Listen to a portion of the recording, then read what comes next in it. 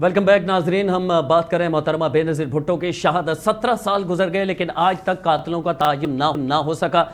इसमें क्या कोताहियाँ थी, क्या कमियाँ थी और क्यों तहकीकात सही डायरेक्शन में आगे नहीं बढ़ सके, इस पर हम बात करें। मुमताज़ सहाफ़ी हैं, senior investigated journalist Shakeel Anjum साहब हमारे साथ मौजूद हैं और सीनियर पॉलिटिशियन जो कि मोहतरमा बेनज़ीर भुट्टो को जब गोली लगी मुबैना तौर पर या उस बम धमाके के बाद जो लीवर कहा जाता है लगा जिसकी वजह से उनकी शहादत हुई, उस गाड़ी में मौजूद थे।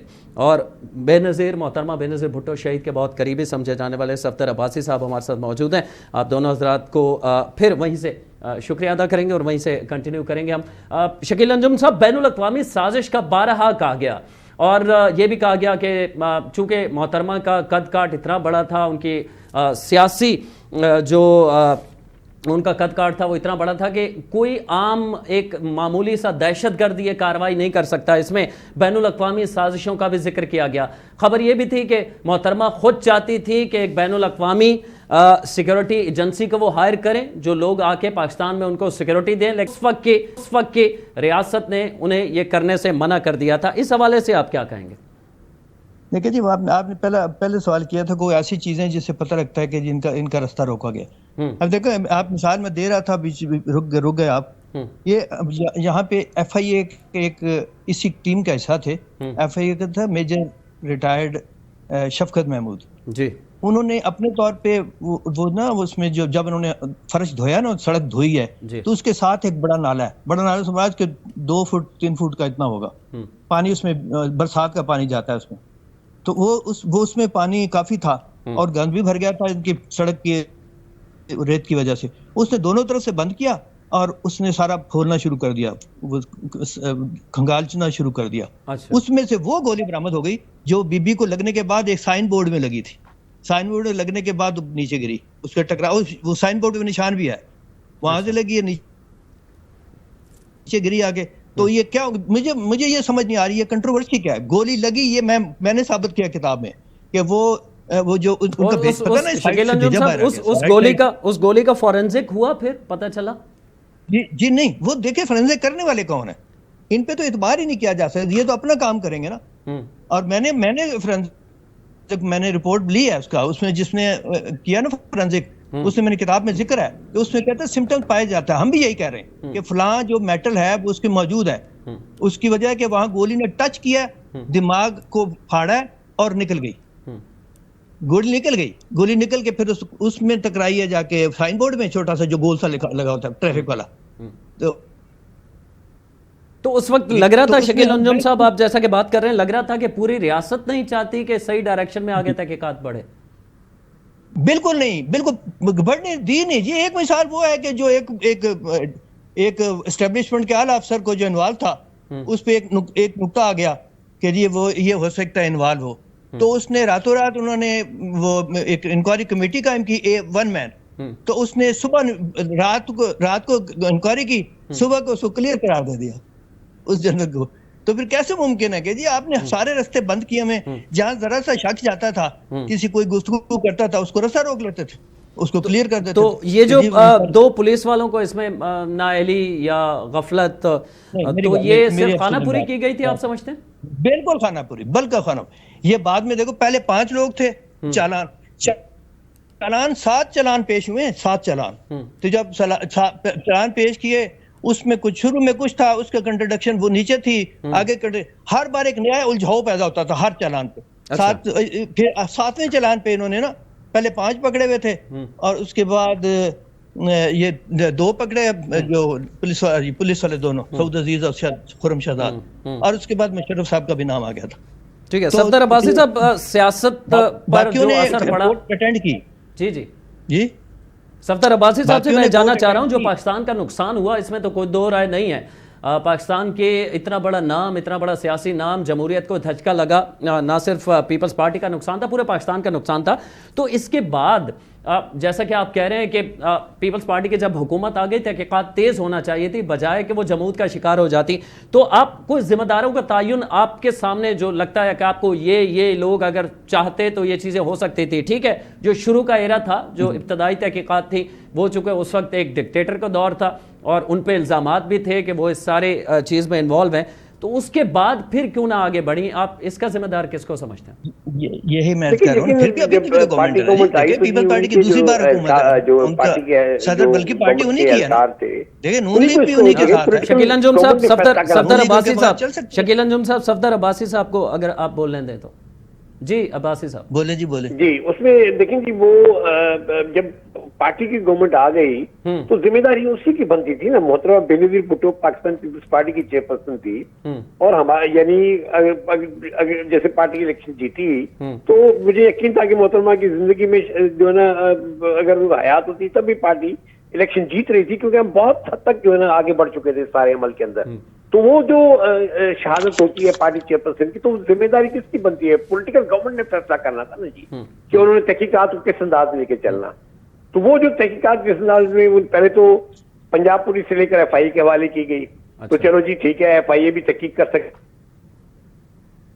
یہ بھی ایسا ڈیسیجن تھا جس کے بارے میں بہت رائے ڈفرنٹ کی، جنہیں پولیس ہی جو ہے تحقیقات کا بنیادی عنصر ہوتا ہے سارے کے اندر۔ تو وہ جو بھی تحقیقات کی رفتار تھی انہوں نے ڈٹرمن کرنی تھی۔ انفارچونیٹلی جو ہے نا ان کی طرف سے جو ہے نا یہ جو تصور رہا کہ جی پہلے یو این آئے گی، یو این کی رپورٹ آئے گی، پھر یو این کی رپورٹ آئی، یہ غالباً جو ہے نا جنوری یا فروری کی بات ہے، مارچ 2010 اور رپورٹ آئی۔ رپورٹ جب آئی تو اس رپورٹ کو پہلے ایکسپٹ کیا گیا، ریزلٹ چلے گئے کہ آپ نے رپورٹ کری تو یو این کی رپورٹ سے فیکٹس انہوں نے لکھے جس کے اوپر بہت کوئی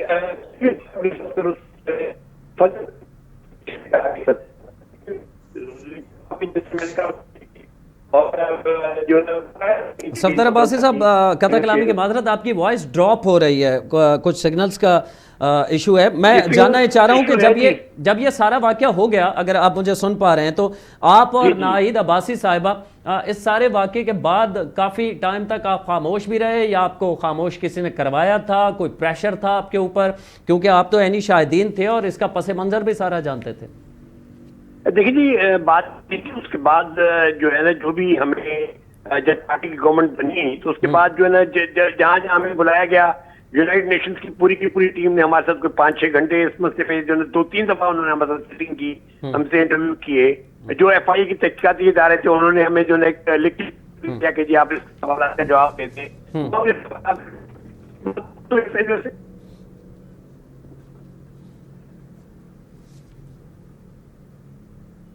ہمارے آواز کا مسئلہ ہے۔ ٹھیک ہے، آپ کو صحیح طرح ہم سن نہیں پا رہے۔ شکیل انجم صاحب کی جانب میں آؤں گا۔ شکیل انجم صاحب، بین الاقوامی سازش کا ہم ذکر کر رہے تھے، اور کہا یہ جاتا ہے کہ اتنی بڑی شخصیت کو کوئی عام دہشت گرد، وہ لوگ جو گولی چلاتے ہوئے دیکھے جا سکتے ہیں اور اس کے بعد ایک بلاسٹ ہوتا ہے، ان کا کنیکشن بھی جوڑا گیا تھا، پھر ایک آڈیو بھی سامنے آئی تھی۔ آپ سمجھتے ہیں کہ وہ لوگ جنہوں نے یہ ایگزیکیوٹ کیا تھا، ان کے پیچھے جو طاقتیں تھیں صحیح ڈائریکشن میں ان کے جانب بڑھا گیا تھا، یا کوئی بین الاقوامی سازش تھی؟ اور بین الاقوامی سازش تھی تو وہ ان دہشت گردوں کو کس طرح استعمال کر رہے تھے؟ قدم قدم پہ صرف سازش اور کچھ بھی نہیں ہوا، انکوائری انویسٹیگیشن ہوئی نہیں۔ اب دیکھیں نا، بیت اللہ محسود نے ویری نیکسٹ ڈے یہ پریس کانفرنس میں یہ کہا تھا کہ ہم نے بے نظیر، حالانکہ اس کو کیا، وہ تو ان کا تو ٹارگٹ یہی تھی، تو انہوں نے کہہ دیا تھا کہ جی ہم عورت پہ ہاتھ نہیں اٹھاتے، اور انہوں نے ڈینائی کر دیا تھا۔ اس کے باوجود وہ، کیونکہ واقعی ہوگا، وہ اس بندے تو دیتا تھا نا، وہ اس نے کیا ہوگا، میں یہ نہیں کہتا، لیکن اس کی تردید کے باوجود بین الاقوامی نہیں، یہ ہماری لوکل لوگوں نے امپلیمنٹ کیا ہے، جو ایکسیکیوٹ جو کیا ہے ہمارے لوکل لوگوں نے کیا ہے، ہمارے پاکستان نے کیا ہے۔ باہر سے کوئی سازش آئی ہے تو انہوں نے فالو کیا، تو اس میں یہ اس کی سازش تو جو دنیا سازش کرتی رہتی ہے، ہر ملک کے خلاف کرتی ہے۔ اب یہ تھوڑی کہ اپنا ملک آپ کا شامل ہوگا تو پھر تو ٹارگٹ اچیو ہوں گے ان کے، تو یہ ایک الگ بحث ہے کہ بین الاقوامی سے زیادہ لوکل سازش تھی، پاکستان کی سازش تھی، جس میں بڑے بڑے لوگ شامل تھے، کہ ان کو پتا ہے کہ اب وردی اترے گی، یہ حالات خراب ہوں گے، تو اس لیے نکالو۔ تو اس لیے بہتر یہ ہے کہ ابھی دیکھیں، اگر ہم یہ اسیس کر سکتے ہیں کہ صرف یہ جو ہے کیا نام ہے جی، جو باہر کی ایجنسیاں تھی ان کے سارے میل ملا، اب دبئی کا جو انٹیلیجنس چیف ملا ہے بی بی سے جہاز کے اندر ملا ہے، اس نے منع کیا کہ جی آپ کے خلاف سازش تیار ہو گئی ہے، آپ نہ جائیں پاکستان. ان کو پتہ ہے, بیرونی انٹیلیجنس ایجنسیوں کو پتہ ہے, ہمیں نہیں پتا. جو وہ چیز سفر کر کے اندر نہیں صفدر عباسی صاحب باہر کا کوئی سازش ہے تو. جی صفدر عباسی صاحب پہلے چونکہ ہم آپ کو صحیح سن نہیں پا رہے تھے, سوال یہ میں نے آپ سے کیا تھا آخر میں, چونکہ وقت تقریباً تمام ہو چکا ہے. آپ اور ناہید صاحبہ جو ہیں وہ کافی عرصے تک, جیسے کہ میں نے پوچھا تھا آپ سے کہ آپ خاموش بھی رہے, تو آپ کے اوپر بھی کوئی پریشر تھا یا آپ یہ سمجھتے تھے کہ چونکہ صحیح ڈائریکشن میں چل ہی نہیں رہی تحقیقات تو آپ کا بولنا وہاں بنتا نہیں؟ آپ نے بتایا کہ ایک لمبی چوڑی تحقیقات بھی آپ سے ہوئی تھی یا بات چیت ہوئی تھی اس معاملے میں جاننے کے حوالے سے. دیکھیے جی, یونائٹڈ نیشنز جب آئی ہے تو 1 سال کے بعد ہے, ہم تو اس وقت میں سمجھتا ہوں شاید آپ نے فالو نہیں کیا, شکیل بہتر سمجھتے ہیں, ہم نے تو یعنی پورے کے پورے چینلز کے اوپر ہم ہی ہوتے تھے, ہم ہی یہ بات کر رہے ہوتے تھے کہ جی ہمیں ڈیمانڈ ہماری یہ تھی. دیکھیں ہم نے کسی پہ الزام نہیں لگایا کہ بھئی یہ انوالوڈ ہے یا وہ انوالوڈ ہے, ہم یہ چاہ رہے تھے کہ جی پراپر انویسٹیگیشن ہو. اس کی ڈیمانڈ ہم نے, میرے خیال میں جتنی ہم نے بات کی اس کے اوپر کسی نے بھی نہیں کی, بلکہ لگتا ہے ایسے تھا کہ اس وقت جو ہے سارے کے ساری سیاسی جماعتیں اکٹھی ہو کے زرداری صاحب کے ہاتھ پہ بیعت کر چکی ہیں. اگر کوئی 2 بندے ہیں جو اپوزیشن میں تو وہ ناہید اور سب سے لگ ایسے رہا ہوتا تھا وہ سارے عمل کے دوران. اس وقت چونکہ عباسی صاحب سوشل میڈیا تھا نہیں اور اب مین اسٹریم میڈیا پہ آپ کو کم ہی شاید آنے دیا جاتا ہے. نہیں, مین اسٹریم میڈیا میں سمجھتا ہوں کہ مین اسٹریم میڈیا میں جتنا ہم بولے ہیں شاید کوئی بھی نہیں بولا. شکیل بہتر جانتے ہیں ان کو, ان سے آپ ویریفائی کر لیجیے گا. لیکن انفارچونیٹلی بات یہ تھی کہ یہ سارا جو انویسٹیگیٹو عمل تھا یونائٹڈ نیشنز کی حد تک تو انہوں نے ہمیں جو بھی ہم سے بات کی تقریباً 3-4 گھنٹے وہ ہمارے ساتھ بیٹھے, 3-4 سیٹنگز انہوں نے ہمارے ساتھ کی, جس کے بعد یہ رپورٹ آئی جو بھی رپورٹ آپ کے سامنے آئی ہے. اگر آپ اس کو پڑھیں غور سے, اس کے اندر بہت زبردست فیکٹس انہوں نے پوائنٹ آؤٹ کیے ہیں جن کی فردر انویسٹیگیشن کی ضرورت تھی. اس کے بعد ہم جہاں تک ہمارا رول بنتا ہے کہ جی ہمیں ایک پیپر پکڑایا گیا کہ جی آپ اس کا جواب دیں, سوالوں کا جواب جو ہم جانتے تھے, جو ہم سمجھتے تھے صحیح ہے, وہ ہم نے سوالوں کا جواب دیا. اس کے بعد ہم اس سارے پروسیس سے آؤٹ ہو گئے.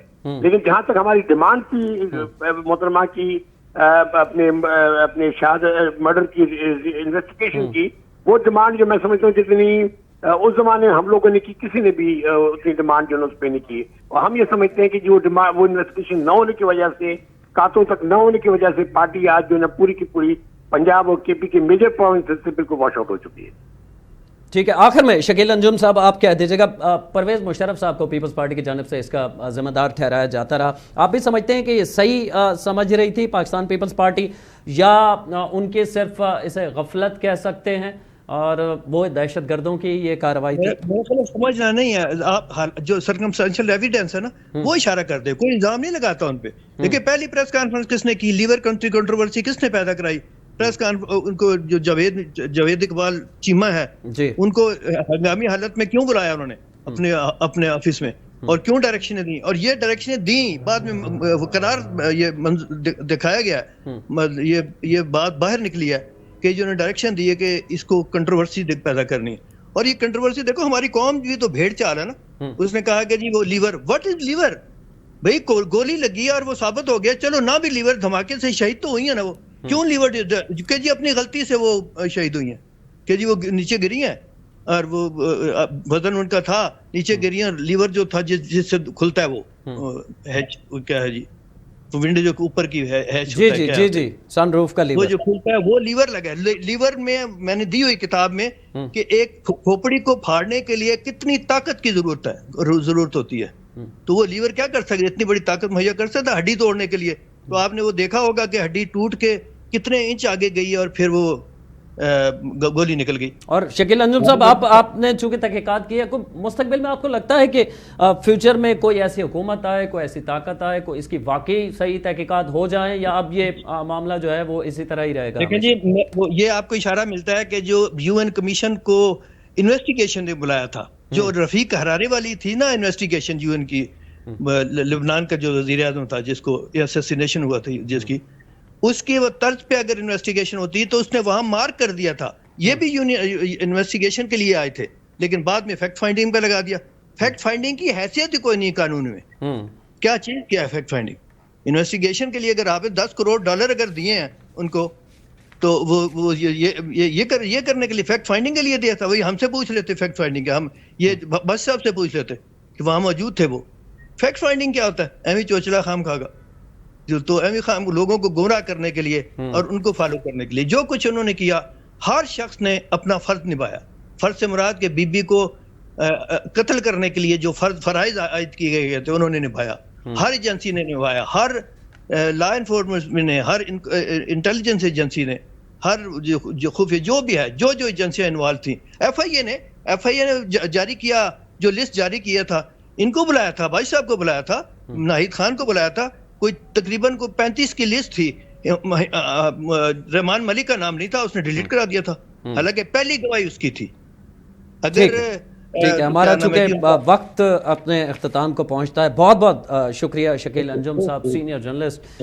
آپ محترمہ بے نظیر بھٹو کے شہادت کے بعد جتنی تحقیقات ہوئیں, جو کیس چلا, اس میں آپ لمحہ بلمحہ ساتھ اس پہ ایک کتاب تحریر کی ہے, جو کہ ہر اس شخص کو جو محترمہ بے نظیر بھٹو کی شہادت کے بعد کے محرکات جاننا چاہتا ہے اسے پڑھنا چاہیے. اور سینئر صحافی سینئر سیاستدان صفدر عباسی صاحب ہمارے ساتھ موجود تھے, جو کہ محترمہ بے نظیر بھٹو کے اس وقت گاڑی کے اندر موجود تھے جب یہ سارا واقعہ پیش آیا. ان کا بھی یہ کہنا تھا کہ انویسٹیگیشن جو ہے اس ڈائریکشن میں آگے بڑھ ہی نہیں سکی کہ محترمہ کے قاتلوں تک پہنچا جا سکتا. یہی کہنا تھا شکیل انجم صاحب کا. ان کا بھی یہ ماننا ہے کہ ڈائریکشن ابتدا سے ہی کمزور, اور جو فیکٹس تھے ان کو باقاعدہ بظاہر یہ لگتا تھا کہ جیسے جان بوجھ کے توڑ موڑ کے اس کو رنگ دوسرا دیا جا رہا ہے ہر لمحے پہ. جب میں نے ان سے سوال کیا کہ آیا 2-4 ایسے آپ نقطے بتا سکتے ہیں جس کی وجہ سے انویسٹیگیشن آگے نہیں بڑھ سکی, تو انہوں نے کہا ہر سٹیپ وہ تحقیقات میں جو آگے بڑھ رہا تھا وہ ایسا لگ رہا تھا کہ تحقیقات نہیں کرنا چاہتا, بلکہ اس تحقیقات کو جان بوجھ کے کوئی اور رنگ دینا چاہتا تھا. محترمہ بے نظیر بھٹو شہید کی شہادت کو آج 17 سال گزر گئے ہیں, لیکن سوال اب بھی موجود ہے کہ محترمہ بے نظیر بھٹو شہید کا قاتل کون تھا. کل تک کے لیے عرفان حیدر کو اجازت دیجیے. اللہ نگہبان.